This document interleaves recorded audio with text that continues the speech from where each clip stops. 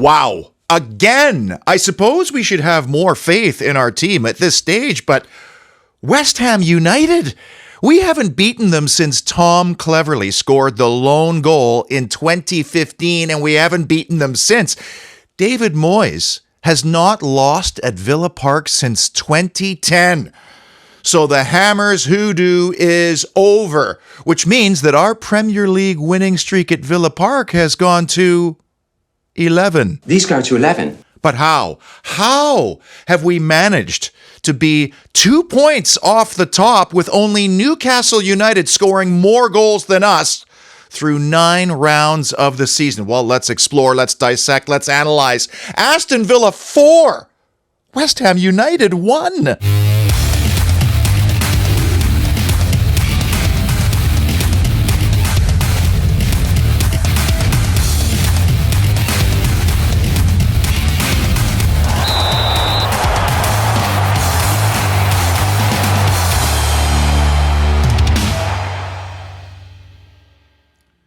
Do you ever just find yourself staring at the table, trying to make sense of where we are? Because today is the 1-year anniversary since Unai Emery arrived. And incredibly, in this same fixture last year, do you remember the one where the team was booed off the field after a 1-0 loss at home to a West Ham team that hadn't even won yet in the Premier League? The incredible thing is that it's the same starting 11 as the one we had on Sunday, with 3 exceptions. Chambers for Torres, Coutinho for Zaniolo, and Ings for Diaby. Now, I realize those are 3 pretty significant, I think we could argue, upgrades. But it just goes to show 8 of the 11 were the same. That's how dramatic the Unai Emery effect has been. He has earned us an average of 2 points per game since joining. This contest felt big as far back as when the fixtures first came out, but who could have imagined even 2 weeks ago how big it would turn out to be? And in fairness, the club made it big. Like, Peter Withe was in the house and he was around Bodymore Heath. Look at the engagement from Unai Emery with our European goal-scoring hero. A lot of coaches might have just shaken his hand and walked onto the training pitch and carried on. Not our Unai. Then you had the passing of and incredible reception for Sir Bobby. Aston Villa globetrotter Dave Hodges, a VIP hole tender in the sky.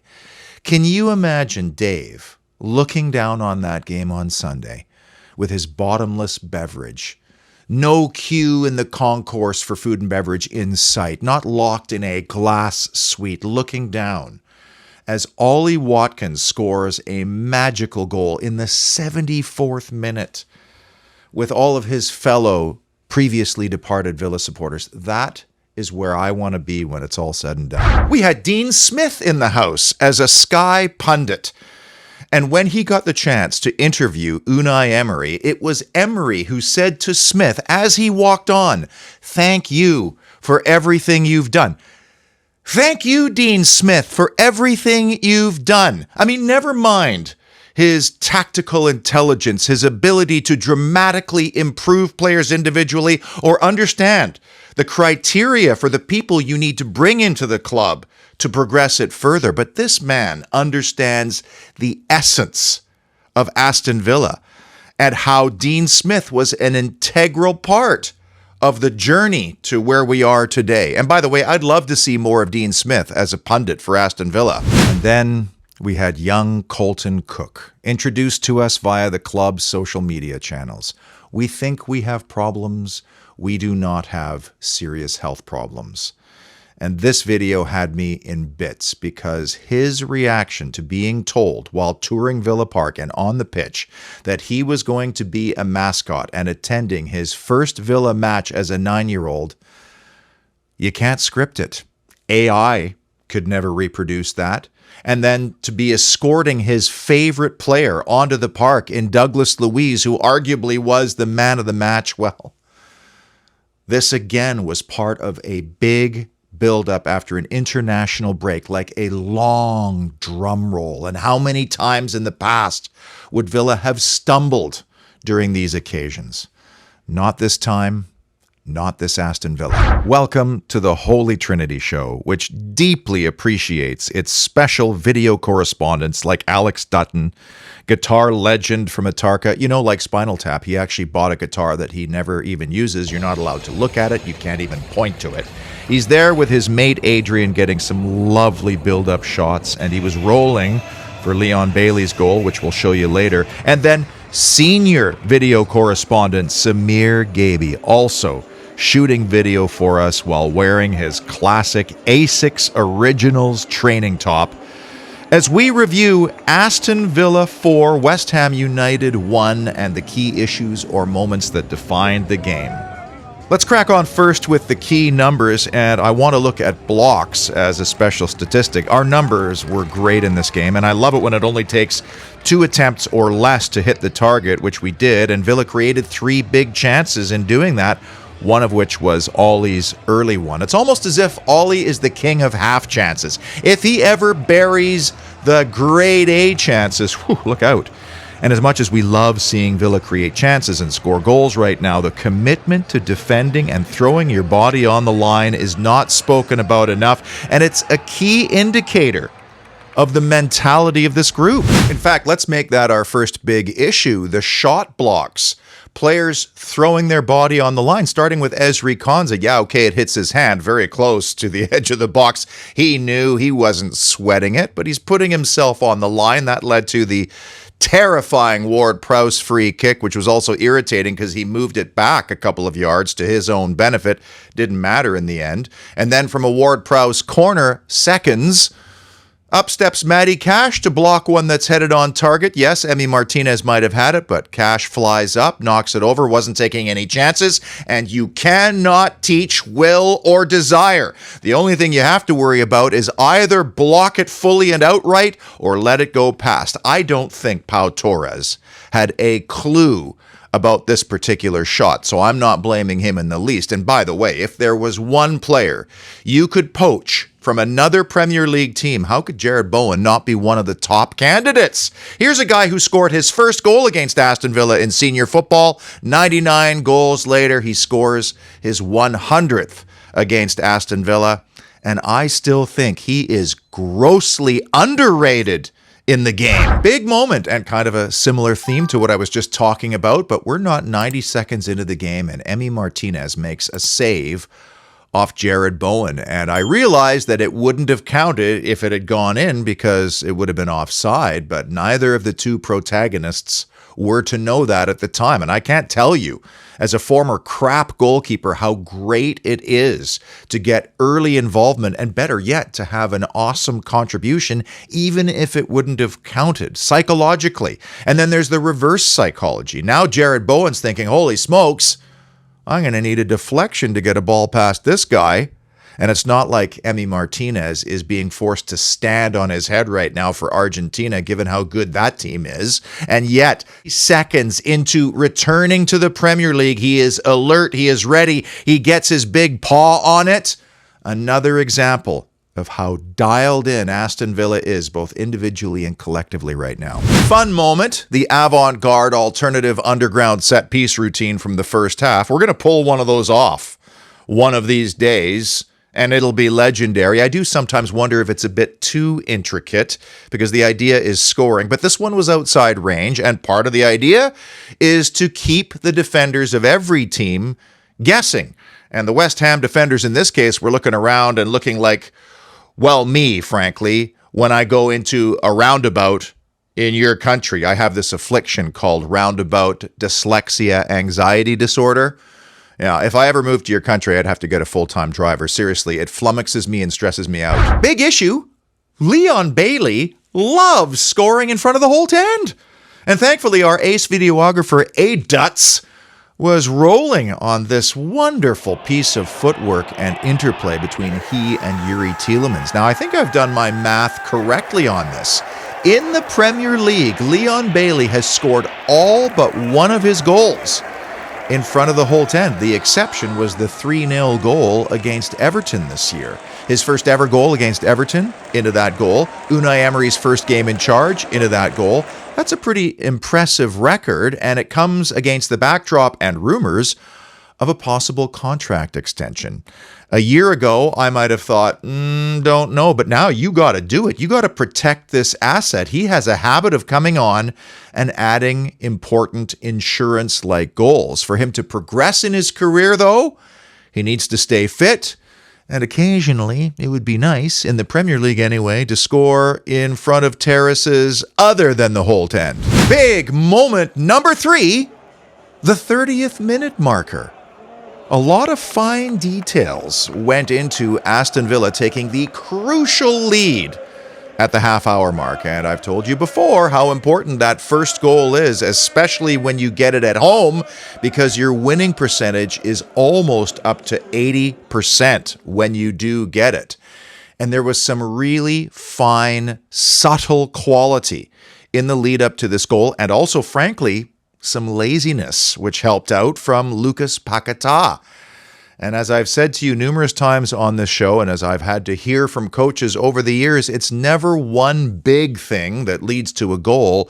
It's accumulation of factors that build up to scoring. Initially, Villa gave the ball away only to get it straight back again when Jared Bowen tried to slip a through ball that wasn't held up.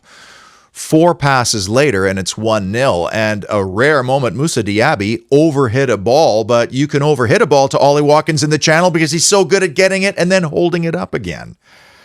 Now, fair play to Nicolo Zaniolo, who must have had a hellish couple of weeks prior to this match. But first, he has the confidence to make the drive, make the move, but then he has the skill to play a little reverse pullback around 2 defenders. Ollie Watkins, how he even knows that Douglas Luiz is there. I mean, that's a story. Is he gambling? Does he hear a shout? Does he have an instinct or sees it out of the corner of his eye? But here's yet another assist, another goal contribution for our number 11. And then there's ever so slightly a millimeter's worth of a deflection that helps this one on. Now, David Moyes will be furious with Lucas Paquetá's involvement or lack of involvement in this game because he's literally a bystander and allows his fellow countrymen to run straight past him. Oh, maybe his family had a punt on Douglas Luiz scoring in his 6th straight home game. Big moment number 2, the penalty process. Lucas Paquetá would be involved again, this time with a really poor decision, quite frankly. I don't know why he turned back and tried to hold the ball facing his own byline, and then he played the ball back into really the danger area. That was an error. He will argue he was being fouled at the time, and I have to say, Boubacar Kamara walked all the way up to that line, but he did not cross it. And credit to Ezri Konsa, who had remained forward from the corner. He knew all he had to do was get to the ball first, which he did. And then you had the most rare and nostalgic moments from football. A referee looking over to his assistants for some guidance before pointing to the penalty spot. You know, children, there was a time in football before VAR where human beings had to make their own decisions during the match. I know, right? Douglas Luiz mixes up his placement again, going straight down the middle, and we are provided with yet another Samir cinematography masterclass. You know, Dougie loves fishing when he's back home in Brazil, especially with his dad and his family, and he reels in yet another goal at Villa Park. That's 6 in a row at home. And prior to the penalty, there was an interesting conference between Luiz Luca Dean and John McGinn. It almost seemed like there was debate over who was going to take the penalty, which in itself is a shrewd little move that may unsettle the goalkeeper, who I'm sure is expecting Luiz, given past history of penalties involving Aston Villa. I think Luca Dean was trying to give Luiz insights on his French international teammate and whether or not he might gamble on staying stationary from the kick. But there was never any doubt on who was going to take the penalty, and there was never any doubt once he made the run-up of the result of that penalty. Interestingly, after the game, Unai Emery admitted that he was annoyed with Douglas Luiz for being too relaxed after the 2-0 goal. And in fact, Luiz gave one away rather uncontested. And his body language said, uh-oh, I'm going to have a very long and uncomfortable and irritating video debrief for that one. And he was still thinking about it moments after. And when you go back to the Wolves game, he coughs up the ball that preceded the Wolves' opening goal. This is the kind of culture, the never-ending, demanding culture that ensures your team is going to win things, and players like Douglas Luiz will eventually become ever-presents on their national team. And look who was there taking in his 4th straight in-person live Villa win in a row. Paul Handsaker, 24/7 Services, who even convinced his missus to come along. In fact, there were 6 Handsakers at the game on Sunday. Here's one of them in the conga line at the Witten Arms afterwards. I mean, this beautifully exemplifies the joy of being a Villa fan right now. Suddenly, you're in a conga line. It's all kicking off. You're delirious with delight. And apart from the blemish at Anfield, which feels like an eternity ago, Paul's in-person win percentage, it's not my 100%, but it's pretty good. And his crew has been hopping because of all the rain lately. I mean, they have not seen this much water saturation, well, since Villa's primary Castor kit. And I hope you never have to call these numbers because of an emergency, but here they are. I want you to call these numbers because you have an awesome project that requires a fair quote and beautiful final product. And the number one big issue or moment that defined Villa 4, West Ham 1, the Watkins wallop. Ollie Watkins shared with us post-game a fabulous morsel about his finishing coach, Rodri, who helps him with his movements going into games. But not only that, through video analysis, they tell him tendencies of the defenders he's about to face. That's the level of detail we're talking about. And Watkins said the amount of times he's given me information that I've then used correctly and it's worked in a game, well, how as a player can you no longer trust the process? But it's one thing to get that information. It's quite another to be smart enough and switched on enough to implement that information. And so in minute 74, when the Villa Park faithful are collectively sending celestial applause to Holtender in the Sky Dave Hodges, Ollie Watkins, just when you think he's going to dip his shoulder, cut to the right, and bury one into the bottom corner,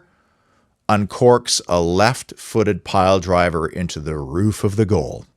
Now, if you're West Ham United and you've scouted Watkins, you'll know 3 of his last 5 goals have come from the left foot. And if you're doing that scouting analysis and you're trying to orient your central defenders, what do you tell them? Because Kurt Zouma is showing Watkins left here. It's okay, sweetie. You're safe from Kurt Zouma here. And by the way, how's this for a stat? The top duos in the Premier League for creating chances for each other. Watkins and Diaby, 17. Haaland and Alvarez, 10, just for context. The most important thing about the goal, though, was not the aesthetic of it, the placement of it, the beauty of it. It was the timing of it. Because before this and after West Ham brought it to 2-1, it was an uncomfortable watch. West Ham had the better of it. Nobody can argue. And it was not pleasant.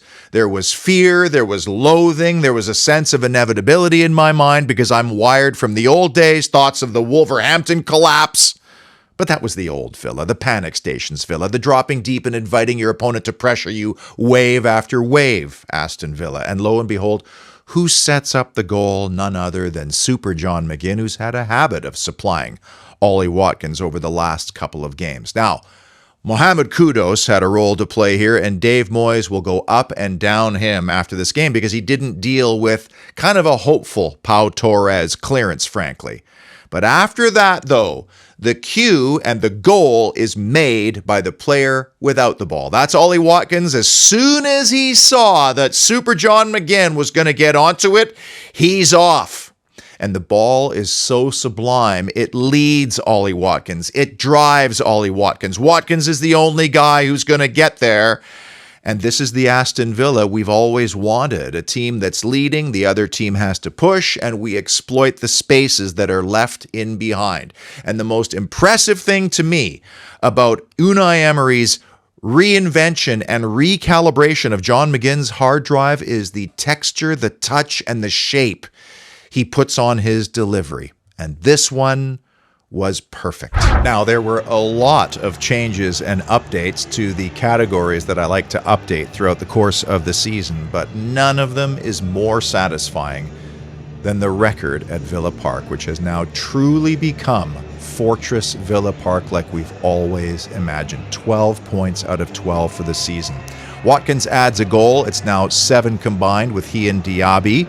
Our set pieces improved to even because a penalty is a set piece. Our third penalty for, none against so far this season.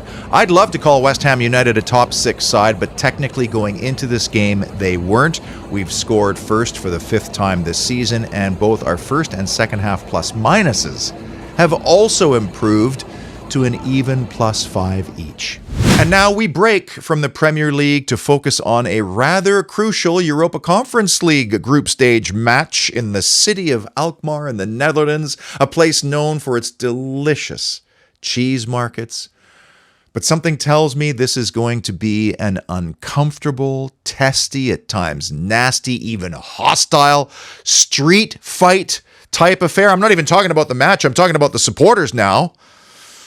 I mean, is there even time to still order your Stone Island gear before Thursday? Anyway, the Eredivisie is a very weird division this year. Alkmaar is sitting in second, 2 points off PSV in first, 2 points ahead of Feyenoord.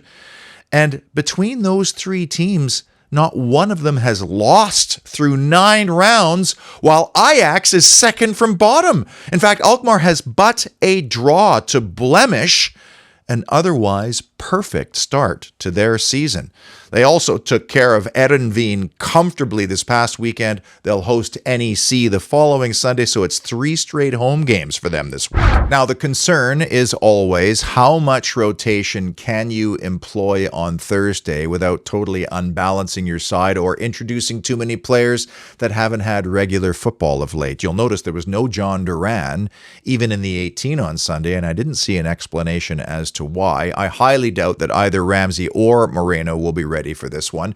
So we have to assume if there are going to be changes, it's going to be Diego Carlos, Clement Longley, probably Yuri Tielemans, maybe Leon Bailey, maybe Leander Den Donker, but it would be dangerous to overlook Luton coming to town on Sunday. And this is actually a period in our schedule that is a little less daunting, which scares the hell out of me and which I'm sure Unai Emery will not allow his team to start thinking about, it's going to be an easy touch part of the season. And by the way, if you're looking for the danger man with Alkmaar, it's their 23-year-old Greek international, Vangelis Pavlidis, who scored a hat-trick on Sunday and has 14 goals already through just 9 games. Boy, did I get a lot of feedback from my recent show on Aston Villa's business, the off-field side of the club. And the majority of complaints from supporters to the club was on the queues, the length of time it took to get your food and beverage, and also the general cleanliness of Villa Park. And I can tell you, without any question, if a business is absolutely serious about increasing its revenue, one of the first things they're going to look at is the turnaround time from order to the completion of that order at their kiosks. And again, this is only if they manage those people themselves. I don't know if those vendors are outsourced. And all the major food and beverage companies, the McDonald's, the Starbucks, especially in the drive-through industry, there is a minimum time. Like, they mandate, here's when you take your order, and this is the amount of time you're allowed to have until that order is filled. You know, with tap payments now, it's not unreasonable to expect from order to delivery of food or beverage a 30-second turnaround max. And if you have 5 people at least across that kiosk line, think about how many you can churn through every single minute, because the Aston Villa business does not benefit